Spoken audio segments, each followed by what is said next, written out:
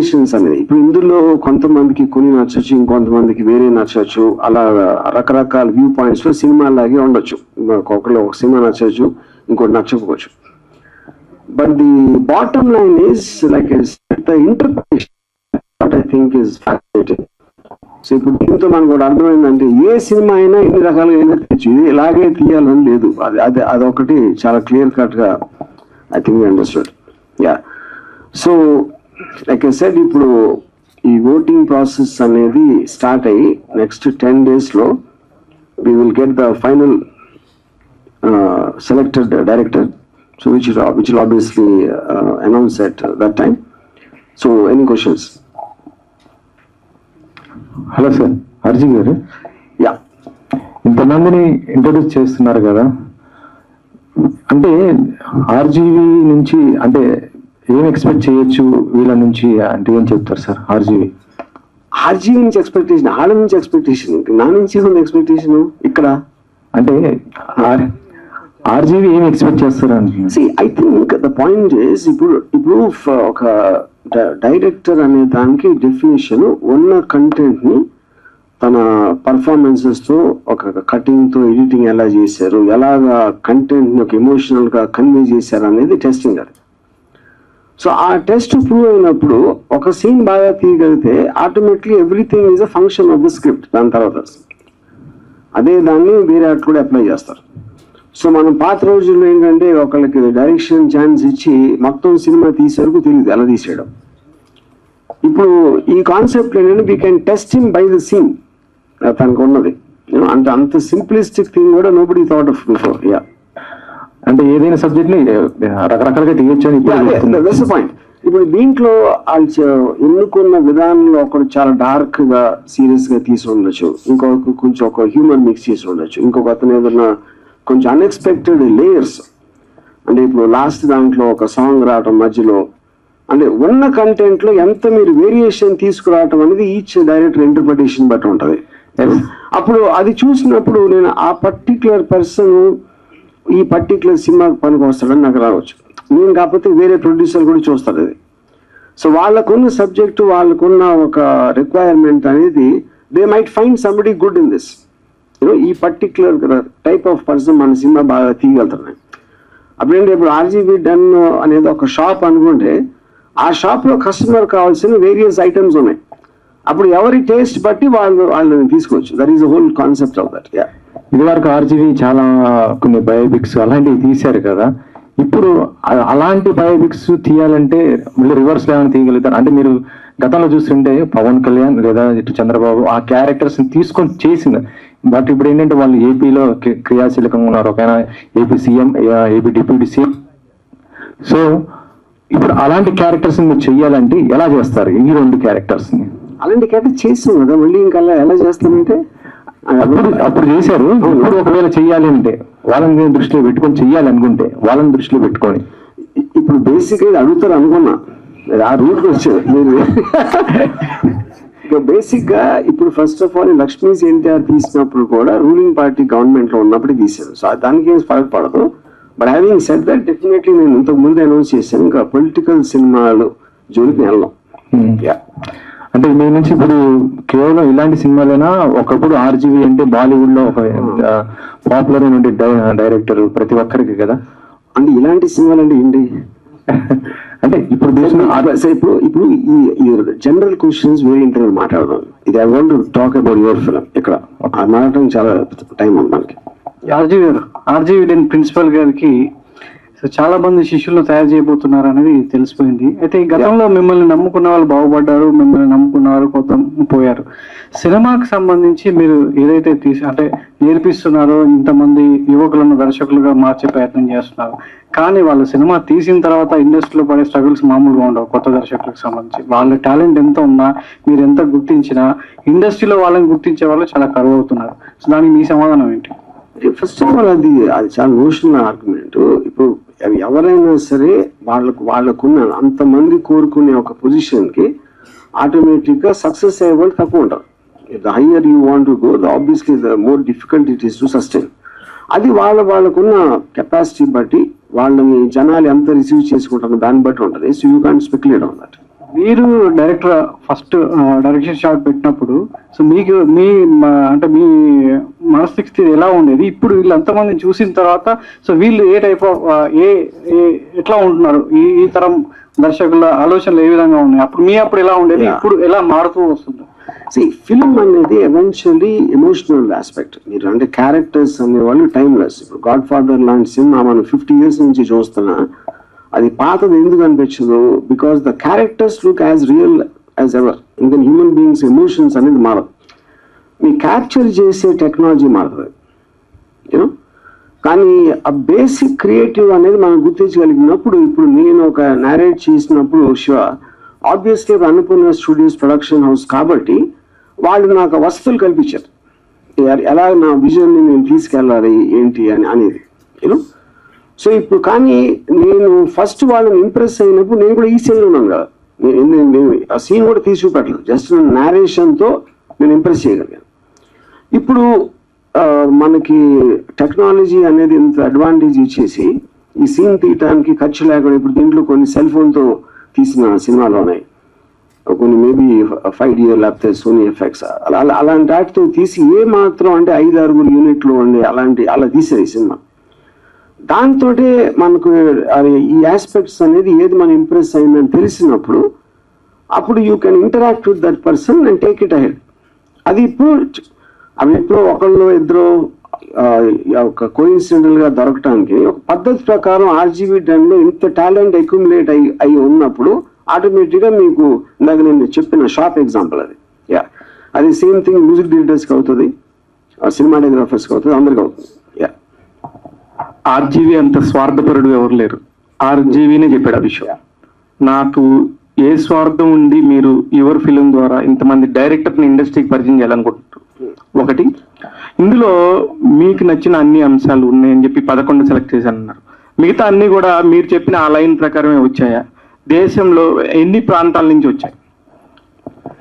Mostly we got from south India, అంటే good ones. North India నుంచి వచ్చినాయి కానీ దే డిడ్ నాట్ పాస్ అది సెలెక్షన్ షార్ట్ లిస్టెడ్ దాంట్లోకి రాలేదు, యూనో, మోస్ట్లీ హిందీ వర్షన్స్.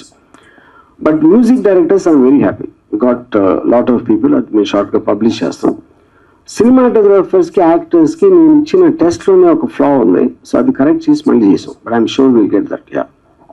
ఇందాక నేను చెప్పాను స్వార్థం ఏంటనేది చెప్పలేదా ప్రశ్నకు సమాధానం? ఇప్పుడు నేను వీళ్ళకి బ్రేక్ ఇవ్వడానికి నా ఉద్దేశం లేదు. వాళ్ళ టాలెంట్ ని ఆర్జీవీ డన్లో వాడుకోవడానికి నేను రవి గారు పనిన కొట్ట ఇది. అది కరెక్టేనా? అంతేనా? మళ్ళీ మీరు మారిపోయారేమో, మీరు స్వార్థంలోంచి మారిపోయారు, మీరు ఇప్పుడు మంచి వాళ్ళు అయ్యారు, రాముడు మంచి వాళ్ళు లేదు, అలా ఏం లేదు కదా. అది సమస్య లేదు, ఆ ప్రమాదం లేకపోతే ప్రాబ్లం లేదు. ఇప్పుడు నా పాయింట్ ఏంటంటే నేను వాళ్ళని వాడుకుంటాం, వాళ్ళు మమ్మల్ని వాడుకోవాలి. So this is a business deal, ఎందుకని వాళ్ళని ఉద్ధరించడానికి నాకు ఏమాత్రం ఉద్దేశం లేదు. Hi sir, this is Ankita. So RGV garu అంటే ఆయన మూవీస్ లో చూస్తే లవ్ ఉంటుంది, romance and violence. So why did you choose in this film only violence? మీరు రక్త చరిత్ర చూడలేదా? సత్య చూడలేదు. అది బేసిక్, అది పాయింట్ అది కాదు. ఇది this is not a film, this is just one scene. ఆ సీన్ లో ఒక గివెన్ కంటెంట్ రేపు పొద్దున్న నేను నాకు లవ్ సీన్ కూడా ఇవ్వచ్చు ఒక టెస్ట్ కింద. ఇక రైట్ నో ఈ పర్టికులర్ థింగ్ అనేది ఇది డిసైడ్ చేసుకున్నాం. సో ఇప్పుడు చూస్తే 11 డైరెక్టర్స్ ఉన్నారు, వాళ్ళలో మీ పర్సనల్ గా 2 డైరెక్టర్స్ నచ్చారు అని చెప్పారు. 2 డైరెక్టర్స్ నచ్చడం క్వశ్చన్ కాదు. నేను అనుకునే ఒక కథకు వాళ్ళ టెంపర్మెంట్ సూట్ అవుతుంది అనిపించింది నా ఆల్రెడీ ఎగ్జిస్టింగ్ స్టోరీస్ లో. ఓకే, అంటే ఏ స్పెషలైజేషన్ నచ్చింది మీకు పర్టికులర్ ఆ డైరెక్టర్స్ లో? అంటే కథ చెప్పలేండి. నేను మా దగ్గర ఆల్రెడీ ఎగ్జిస్టింగ్ స్క్రిప్ట్స్ ఉంటాయి కదా, నేను ప్రొడ్యూస్ చేయాలనుకుంటున్నాయి. దానికి ఈ పర్టికులర్ డైరెక్టర్స్ లో వాళ్ళ టెంపర్మెంట్ సూట్ అవుతుంది అనిపించింది, వాళ్ళు తీసిన విధానం, ఆ సీన్ అది. సో ఈ మూవీతో ఏం చెప్పాలనుకుంటున్నారు? ఈ మూవీ కాదు, ఇది సీన్. ఈ సీన్ తో, ఈ కాన్సెప్ట్ తో ఏం చెప్పాలనుకుంటున్నాను? థ్యాంక్స్. రామాయణం చెప్పాలనుకుంటున్నాను. ఆర్జీవి గారు నమస్తే అండి. హాయ్. ఇంతకు ముందు ఆర్జీవి స్కూల్ అని చాలా మంది డైరెక్టర్లు ఇంట్రడ్యూస్ చేశారు, లైక్ పూరి జగన్నాథ్, శివనాగేశ్వరరావు, ఇటువంటి వాళ్ళందరూ. వాళ్ళందరికీ ఉన్న కృతజ్ఞత ఇప్పుడు మీరు ఇంట్రడ్యూస్ చేసే ఈ కొత్త డైరెక్టర్లకు ఉంటుందని అనుకుంటున్నారా? ఎవ్వరికి ఉండదు. కొత్త చిన్నతో ఉన్నోళ్ళు ఎదవలు ఉంటారు. ఇప్పుడు పాయింట్ మనలో ఎవ్వరం కూడా మన కోసం పుట్టాం. మనం ఏం చేయాలి, మనకేం కావాలని దానికి వచ్చామా. అప్పుడు మీరు మెట్టులాగా వాడుకోవాలి. కానీ ఇప్పుడు నేను ఒక ఆప్షన్ అనుకోండి, వాళ్ళ దృష్టిలో వాళ్ళు ఇంకా వేరే ఆప్షన్ ఉండొచ్చు కదా, నాకు తెలియదు. అది వాడు ఇప్పుడు నేను ఇప్పుడు వెళ్ళి డైరెక్షన్ ఛాన్స్ కావాలంటే నాకున్న ఆప్షన్స్ నేను చూసుకుంటాను. అలాగే వాళ్ళు చూసుకున్నారు. ఎప్పుడైతే నా అవసరం తీరిపోయిందో వాళ్ళు వెళ్ళిపోతారు. I'm very happy for that. నేను కూడా అలాంటి వాడిని. నేను వాళ్ళకి బ్రేక్ ఇచ్చాను, వాళ్ళకి దారి చూపించాను నేను అంటూ కూడా చాలా సందర్భంగా చెప్పాను. వాళ్ళు రేపు పొద్దున్న ఇప్పుడు అంటే కొత్త వాళ్ళు కాబట్టి కొంచెం చెప్పినట్టు వింటారని కాదు, నేను చెప్పినట్టు వినేవాళ్ళు నాకు చూడదు అసలు. వాళ్ళకున్న ఇంటర్ప్రిటేషన్ ఎప్పుడైతే అది అంటే ఇప్పుడు రేపు పొద్దున్న ఫస్ట్ సినిమాకి నేను ఏదో కొంచెం నా ఎక్స్పీరియన్స్ తోటి ఏదో చెప్పొచ్చు, వాడెవర్ సంథింగ్. రేపు పొద్దున్న సక్సెస్ఫుల్ అయ్యాను అనుకోండి, నువ్వే పోవాలంటే అయిపోయింది, నో ప్రాబ్లం. అండ్ అలాగే ఉండాలి. That's the point. బికాజ్ నేను ఇందాక చెప్పాను కదా, మమ్మల్ని వాళ్ళు వాడుకోవాలి, వాళ్ళని మేము వాడుకుంటాం. సరే, ఇందులో ఇంకా ప్రేమ, అనుబంధం, మెంటార్, ప్రాటజీ ఏమీ లేదు. వెస్ట్ గోదావరి నుంచి వచ్చిన మీరు వెస్ట్ గోదావరి నుంచి వచ్చారు కదా, ఈ గోదావరి జిల్లాల నుంచి ఎవరు ట్రై చేయలేదండి ఈ కాన్సెప్ట్ లో? ఒక్కటి కూడా కనపడలేదు. అంటే షార్ట్ లిస్టెడ్ లో లేరు అంటే అది coincidence. I don't think area wise అంటే చేసి ఉండొచ్చు. మాకు వచ్చిన 400 పైన దాంట్లో ఓకే, ఈ షార్ట్ లిస్టెడ్ లో మేబీ లేరేమో. ఓకే, నేను వెస్ట్ గోదావరి కదా. అవునవును, అందుకనే అసలు ఒక్కళ్ళు కూడా కనపడలేదు నాకు దాంట్లో. నెక్స్ట్ లాస్ట్ ఒక రీల్ చూసాం మనం, ఆ అబ్బాయి మిమ్మల్ని ఇంప్రెస్ చేయడానికే చేశాడు అది 100%. కాల్చే ముందు జాము రాత్రి పాట రావడం ఇవన్నీ అది బాగా మాకు కూడా నచ్చింది. ఇప్పుడు మీరు చెప్పింది కరెక్ట్. నా పాయింట్, ఇప్పుడు షార్ట్ లిస్ట్ నేను చేస్తున్నాను తెలిసినప్పుడు ఎంతో కొంత అందరూ నన్ను ఇంప్రెస్ చేయడానికి ఉంటుంది అరేంజ్. సో ఇప్పుడు మీరు అదొక్కటే నోటీస్ చేశారు అంటే అప్పుడు డెఫినెట్ గా నన్ను ఇంప్రెస్ చేయడంలో పాస్ అయిపోయినట్టే కదా. 100%. అది చాలు, ఇంకా డైరెక్షన్ పక్కన పెట్టచ్చు. Thank you sir, thank you. Yeah, RGV sir. Yeah, so యువ ఫిలిం కాన్సెప్ట్ అనేది చాలా అద్భుతమైన కాన్సెప్ట్ తీసుకొచ్చారు. యంగ్ డైరెక్టర్స్ ని కూడా ఇంట్రొడ్యూస్ చేస్తున్నారు. సో ఈ 11 మెంబర్స్ లో అంటే అందరూ మీకు బాగా నచ్చారు, అందులో ఒక పర్సన్ అయితే అవుతారో ఆర్జీవి కంపెనీ నుంచి ప్రొడక్షన్లకి ప్రొవైడ్ చేస్తారని చెప్పారు కదా. సో అంటే ఆర్జీవి మూవీ అంటే చాలా మందికి ఎలా ఉంటుందంటే యూట్యూబ్ పరంగా మిలియన్ ఆఫ్ వ్యూస్ ఉంటాయి కానీ థియేటర్స్ పరంగా చాలా తక్కువ రెవెన్యూ అలాగా ఉంటుందంటారు. సో వీళ్ళు కనుక మూవీ తీస్తే సో అది ఎలా ఉంటుంది అంటే థియేటర్ పరంగా వెళ్తారా లేదా ఓటీటీ పరంగా వెళ్తారా? ఇప్పుడు బేసిక్ గా ఇది ఇప్పుడు నేను తీయట్లేదు సినిమా, వేరే వాళ్ళు చేస్తున్నారు. సో దానికి question irrelevant thing. Sir hi sir. Sir ముందు క్వశ్చన్ అడిగే కన్నా ముందు మనం చాలా ఈవెంట్లలో చూసాం కానీ ద మోస్ట్ స్టైలిష్ అవుట్ఫిట్ ఈ రోజు మాకు కనబడుతుంది. సో దీనికేమైనా కాంపిటీషన్ ఇస్తున్నాం, దాని వెనక ఉన్న సీక్రెట్ ఏంటి సార్? అంటే యంగ్స్టర్స్ అందరూ ఉన్నారు, నేను అంత యంగ్గా రావాలి అలాంటి అవుట్ఫిట్ వేసుకుని. అదే సీక్రెట్. ఇప్పుడు వాళ్ళందరూ నాకన్నా చాలా యంగ్ కాబట్టి ఎంతో కొంత కొట్టొచ్చినట్టు కనిపించాలి అనే ఒక కుట్రతోటి అది. Great sir. సార్ నా మెయిన్ క్వశ్చన్ ఏంటంటే సార్, షార్ట్ లిస్ట్ అనేది చేశారు బట్ ఒక్కొక్కరి దగ్గర కొంతమంది ఏమో డ్రామా క్రియేట్ చేసి చెప్పడం జరిగింది, కొంతమంది స్ట్రైట్ ఫార్వర్డ్ గా మీరు ఇచ్చిన లైన్ ని చాలా చక్కగా చెప్పేశారు. But what is the conditions మీరు పెట్టింది ఏంటి సార్? అంటే మెయిన్ నేను పెట్టిన ఒకటే, నేను కంటెంట్ అదే ఉండాలి బట్ ఇంటర్ప్రిటేషన్ క్యారెక్టర్స్ ఎక్కువ పెడతారా తక్కువ పెడతారా, డైలాగ్ ఎలా రాస్తారు, ఎలాంటి సెట్టింగ్ లో తీస్తారు, అలాంటి మ్యూజిక్ వాడటం కానీ ఇలాంటివన్నీ నేను వాళ్ళకి వదిలేసాను. సార్ ఇంకోటి సార్, ఎవరికైతే మీరు ఆపర్చునిటీ ఇవ్వబోతున్నారో వాళ్ళ మీద మీ షాడో కూడా పడే అవకాశం ఎంతవరకు ఉంటుంది సార్? డిఫరెంట్ ఉండవు.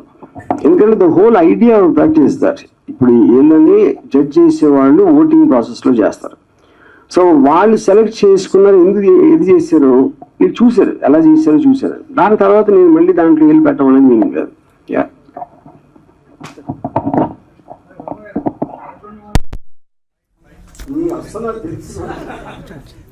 అది కేవలం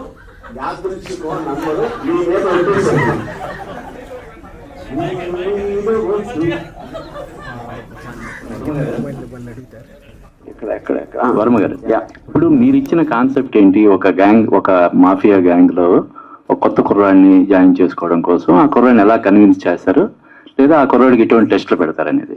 కానీ నేను చూసిన దాని ప్రకారం ఏ ఒకటి రెండు తప్ప మిగతావన్నీ కూడా అవే ఫ్రమ్ ది సబ్జెక్ట్ ఉన్నట్టు అనిపించినాయి. మీరు ఎలా సెలెక్ట్ చేశారు వీటిని? అదే ఫ్రమ్ ది సబ్జెక్ట్ ఎలా అయిందండి, ప్రతి దాంట్లో కూడా ఫస్ట్ టైం క్రైమ్ చేస్తున్నట్టు ఉంది తప్ప ఆ కుర్రోడిని గ్యాంగ్ లో చేర్చుకోవడం కోసం ఆ కుర్రోడిని ఎలా కన్విన్స్ చేస్తున్నారు, లేదంటే ఆ కుర్రోడికి ఎటువంటి టెస్టులు పెడుతున్నారు అనేది. ప్రతి దాంట్లో ఒక అతన్ని గన్నిచ్చి చంపటానికి నీ దగ్గర అంత ధైర్యం ఉందా లేకపోతే అంత తెగింపు ఉందా అనేది టెస్ట్ కామన్ మొత్తం అన్ని 11 ఫిల్మ్స్ లో కూడా అదే ఉంది.